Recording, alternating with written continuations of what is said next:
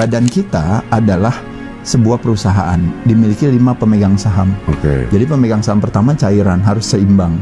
Pemegang saham kedua itu adalah namanya organ tubuh kita. Anggap aja, ini saya buat penyederhanaan sih sebenarnya. Kayak jantung, ya, kayak paru-paru, kayak liver, kayak ginjal kita itu harus sehat. Lalu ketiga, tulang harus kuat. 4, otot harus kencang. 5, lemak harus rendah.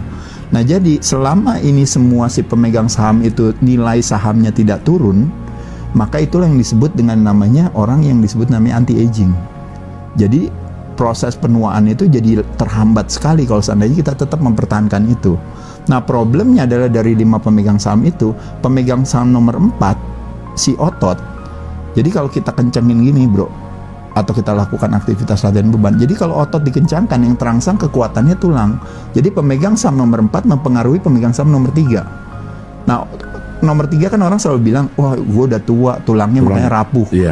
Tertanya kenapa bisa rapuh, kan selalu jawabannya ya kurang minum susu gitu atau apa gitu ya. Tapi sesungguhnya kalau kita mau investigasi, permasalahannya adalah karena terjadinya kerapuhan si otot itu sendiri.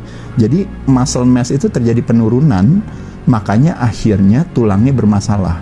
Nah, muscle mass terjadi penurunan itu berdasarkan umum lah ya. Jadi sejak kita umur 30 tahun ke atas, itu setiap tahun terjadi penurunan 1%. Nah, 1% itu setara dengan 1-3% fungsi. Nah, jadi makanya kenapa ketika dulu kita lagi kuliah, kita bisa naik turun tangga, kita bisa loncat, kita bisa apa, bahkan kita bisa ngedang lagi bahkan dulu. Sekarang kita jalan aja udah susah.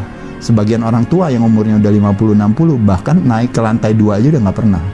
Nah, itu menunjukkan betapa ibarat fungsinya berkurang. Nah, jadi ketika tulangnya bermasalah, geraknya sedikit. Begitu geraknya menjadi menurun, apa yang terjadi?